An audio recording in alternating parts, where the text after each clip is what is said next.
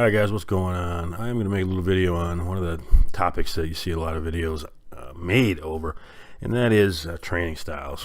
Whether it be high volume, high intensity, low reps, high reps, light weights, heavy weights, all kinds of things. You're going to hear a wide scope of people who do different things and what works for them. Does not work for everybody, so it's very difficult to determine. It takes actually years to really figure out what can work best for you. Now, guys back in the day, in the 70s, seemed to train with moderately heavy weights and very high volume. Although I was watching an interview where Rick Drazen was talking about a lot of people assume that Arnold, and I've seen this written down too, that Arnold trained like a madman, like 4 hours a day, 6 days a week. But Rick Drazen said this was not the case. A lot of times Arnold's in and out of the gym within an hour. Granted, he might come back later in the day and do another workout, but that was really only pre-contest, according to Rick. And, Rick used to work out with Arnold back in the heyday, so you kind of have to believe a few things that Rick says about, these guys back in the day. And so Arnold's training style really, I made a video about Arnold being an overtrainer, but I may have to go back and kind of, re-examine that video after watching Rick and listening to Rick Drazen. Now here's Mike Menzer. Had a complete different philosophy. Arnold and Mike were kind of like bitter enemies. They really didn't like each other, from what I understand. Of course, Mike is gone now. Died pretty young, in the early 50s. Mike was a big believer, of course, in the high-intensity training. He started his own little following based on, or planned program based on the teachings of Arthur Jones. And Mike was a believer that you really only need to be in the gym for a minimal amount of time, minimal amount of sets, with maximum weight and high intensity. And, of course, Dorian Yates was kind of a believer in that same thing, although he did expand on that a little bit, I believe, with some more sets and reps. Because I think, he probably understood that he was using some chemicals that would allow him to get away with that, build a maximum physique with minimal recovery needed in that regard. So Dorian was a very scientific bodybuilder who wrote everything down, understood his body very well, made the most out of, not the premium genetics that a lot of these other guys had. So you could say that Dorian Yates was more of a high volume, and him and Ronnie Coleman now. Ronnie and Dorian were two of the strongest bodybuilders and hardest training bodybuilders that there's ever probably been. So certainly Ronnie Coleman. I mean, there used to be threads about Ronnie Coleman versus a gorilla. Who would win? Obviously, it was a joke, but Ronnie Coleman was that strong. Ronnie Coleman trained that hard. He trained high volume, high weights.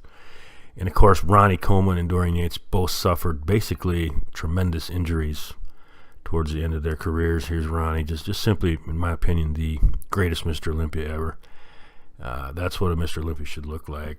Big, massive guy, that kind of thing. Although people want to see the Olympia guy get a little smaller, a little trimmer, and I totally get that too.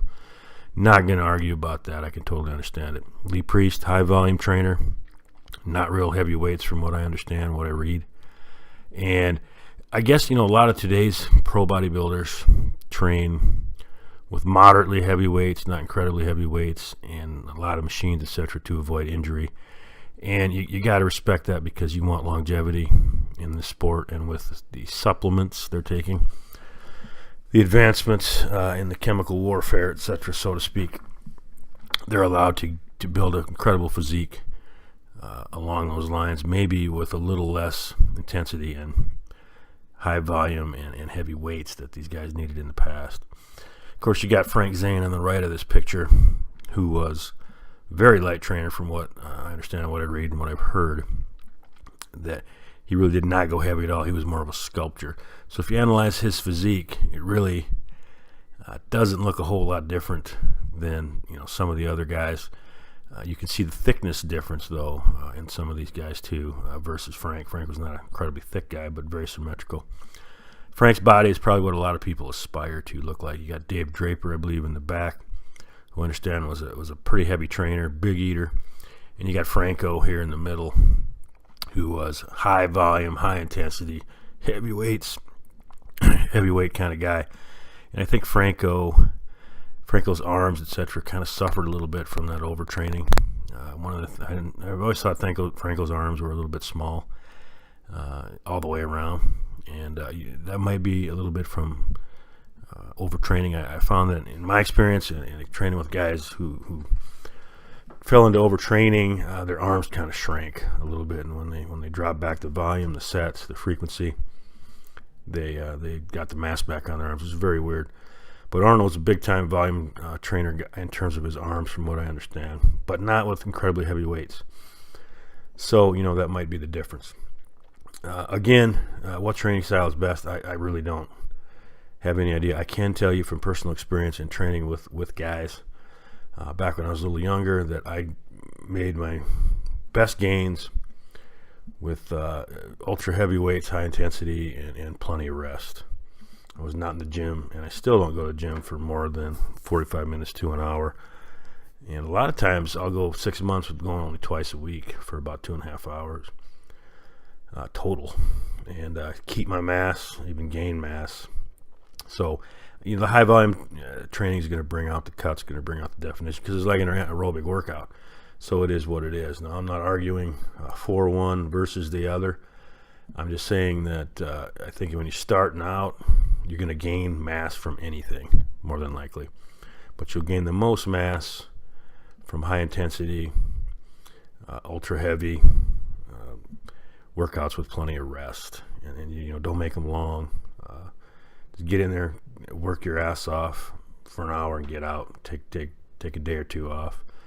In my opinion, when that was what works best for you if you're starting out for the first 3 to 5 years. After that, when you've built that mass, you can get away with the higher volume, lighter weights, and you can avoid injury, which I think is what a lot of bodybuilders today do. I have yet, of course, here's Phil Heath. You watch Phil Heath in videos, usually using a machine. He's not using credible weights for a pro bodybuilder per se. Of course, it's big weights for a normal guy. But, Phil has built an impressive physique with incredible genetics, obviously, and access to a lot of chemicals. But nevertheless, he's going for longevity. And because guys like Dorian Yates and Ronnie Coleman, of course, suffered very serious injuries toward the end of their careers. And Ronnie, in particular, I think was at one point, his hips were going bad. I think he's had both hips replaced. Just beat up. And Dorian, of course, tore about everything in his body with that style of training. So I think you can only do that for so long. This picture of Mike Menzer, big believer in the HIIT, high intensity, as I said. You can only do that kind of stuff for so long. You get a certain age, you build a certain amount of mass, you just can't do it anymore. Your body's going to break down. So you want to get there. I recommend high intensity, heavy workouts, short workouts with a lot of rest. And once you get to you built that mass, then you want to refine it with the other type of workout. A little bit less weight, a little higher volume, maybe a little more frequency, and you can keep it.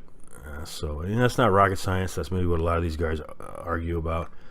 But again, you have to find out what's best for you, and no one will ever have the clear choice in what style works better. So it is what it is.